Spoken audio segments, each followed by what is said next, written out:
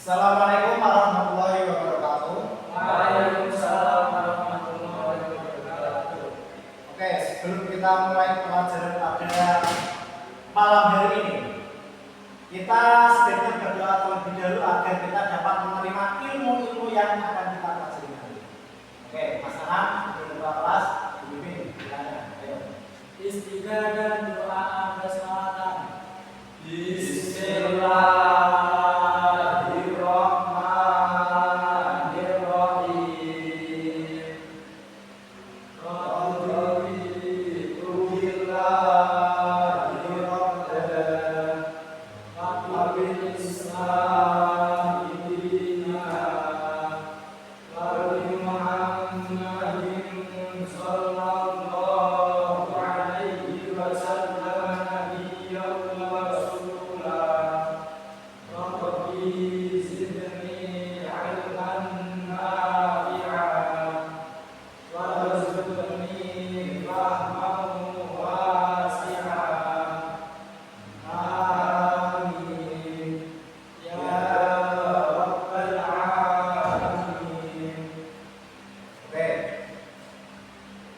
Sebelum kita mulai,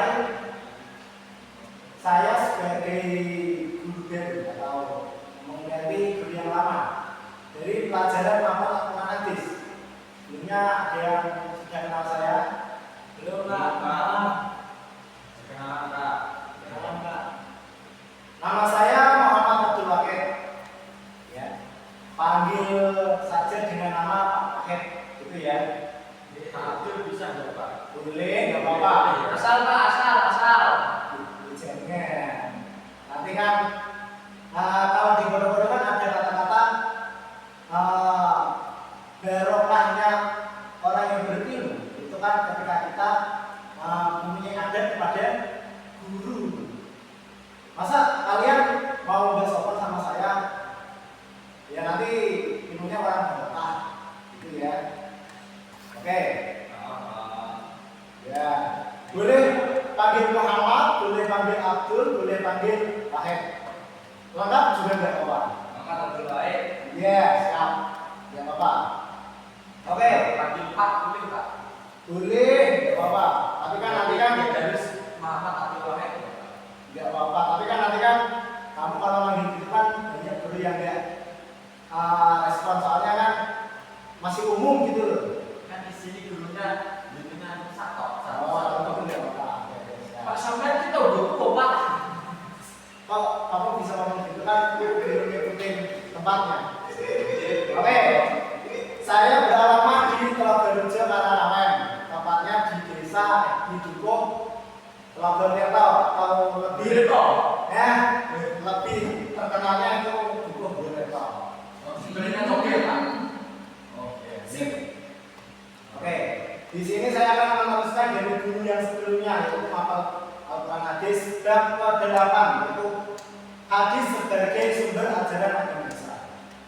Oke, di sini ada yang sudah tahu hadis itu apa?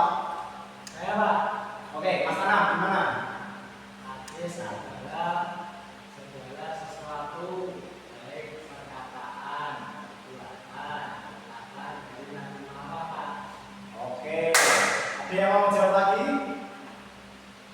Jadi bagi kita. Oh iya, siap. Ya, jadi benar apa yang dikatakan oleh Mas Anam. Hadis adalah sebuah perkataan atau perbuatan yang dilakukan oleh Nabi Muhammad SAW. Kemudian diriwayatkan oleh beberapa sahabat. Oke, seberapa pentingnya Bang hadis itu bagi ajaran agama Islam? Mas Alif, gimana? Penting Pak. Kok bisa penting? Ya karena menjadi salah satu dari landasan Hukum sebagai landasan hukum. Oke, Iya. Mas Dial, gimana? Ya Pak. Kok iya bilang toh? Oke, kamu harus punya pendapat sendiri. Karena kamu itu sebagai laki-laki juga nanti akan menjadi sebuah kepala keluarga. Jadi kamu harus punya prinsip atau kepribadian. Kamu menurut kamu seberapa penting hadis itu? Sangat penting. Karena apa? Karena dengan kita mengetahui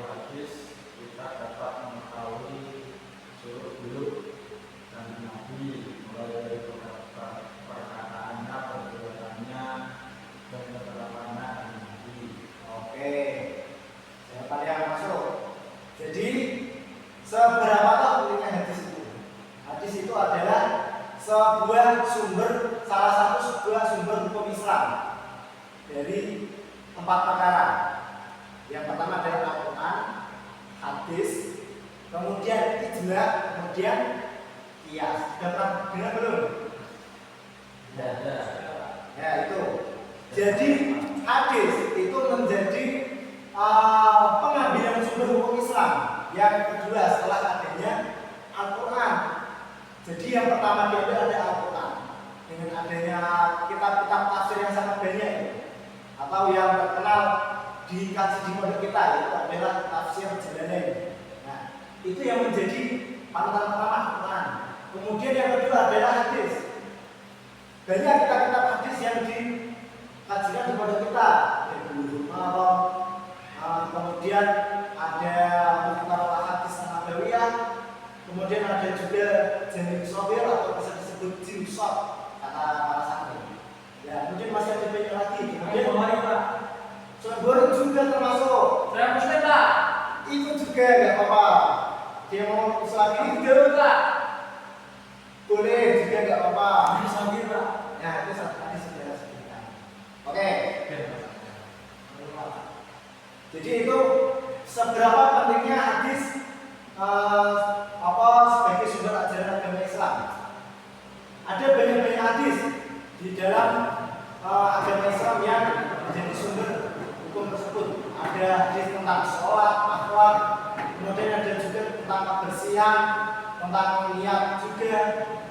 Nah, tentang niat yang paling terkenal itu adalah innamal a'malu binniyat.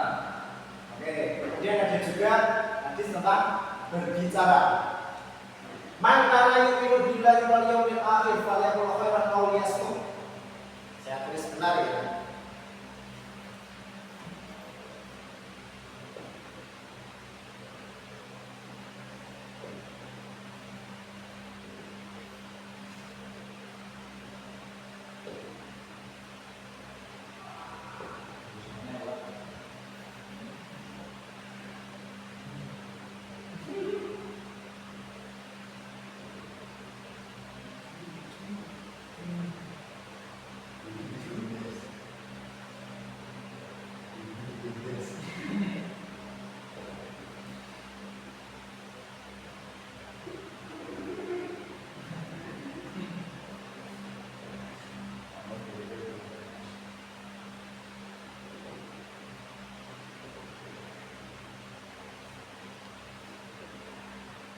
Bagus sekali tulisan dia, Pak ya. Ya, ini salah satu tulisan profesor ya. Apa itu? Apa Saya menjadi ngeri dengan tulisan Bapak ini. Kagum saya. Kagum itu pengen lari.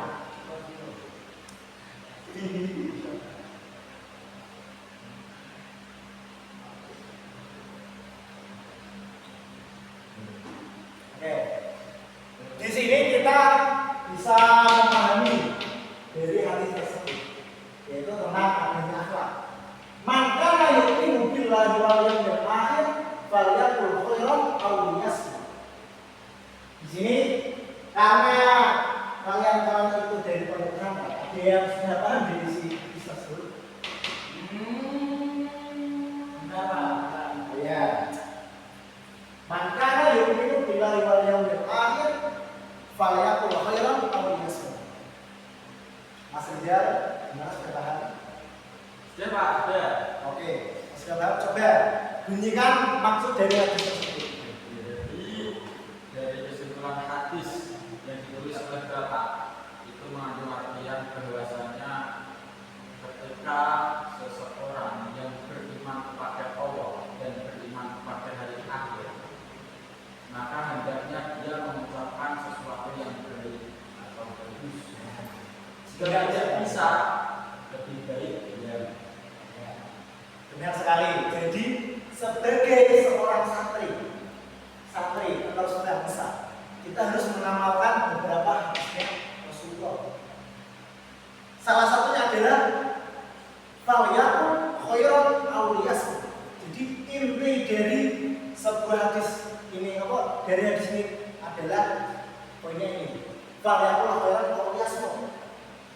Apabila diamlah. Nah, di sini hanya orang yang sudah tahu tapi belum bisa mengerjakannya. Mas Dian sudah bisa apa belum? Sedikit Pak. Sedikit-sedikit. Saya bisa, Pak. Mas Arif sudah bisa. Saya nggak pernah bisa, Pak. Alhamdulillah. Oke. Mas Arif gimana? Kadang Pak, kadang. Ada. Oke. Ya namanya manusia kadang ada kelas juga ya. Jadi sebagai manusia atau lebih spesifik kita sebagai santri, kita berusaha untuk mengamalkan apa yang dianjurkan oleh Rasulullah, itu maka yu'minu billahi wal yawmil akhir falyaqul khairan aw liyasmut. Barang siapa dia beriman kepada Allah dan hari akhir, maka hendaknya dia berbicara baik, atau jika tidak bisa maka dia berdiamlah. Nah, ini yang sering kita sering kita ketahui tapi tidak bisa menjalani. Banyak orang yang begitu, hanya diterapkan sebagai pemahaman saja tapi tidak dapat menerapkan kehidupan di kehidupan nyata. Oke.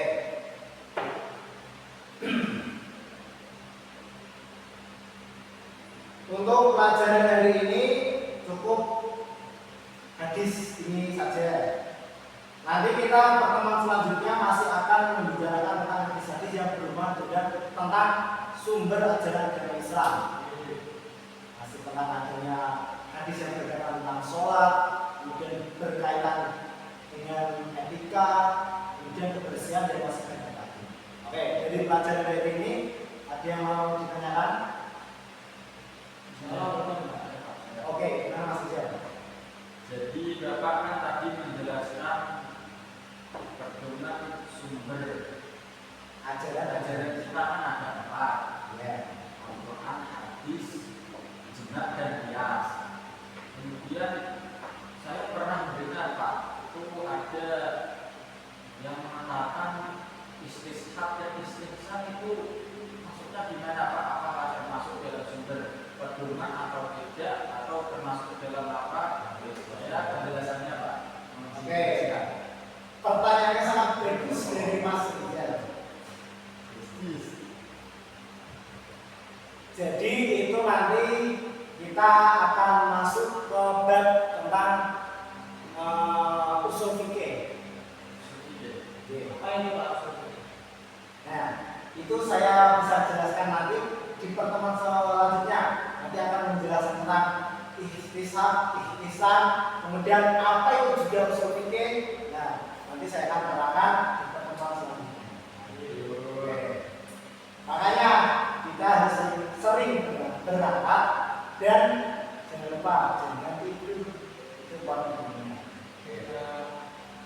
Ya, Oke, saya cukupi pelajaran pada malam hari ini dengan bacaan doa yang dipimpin oleh Mas Anam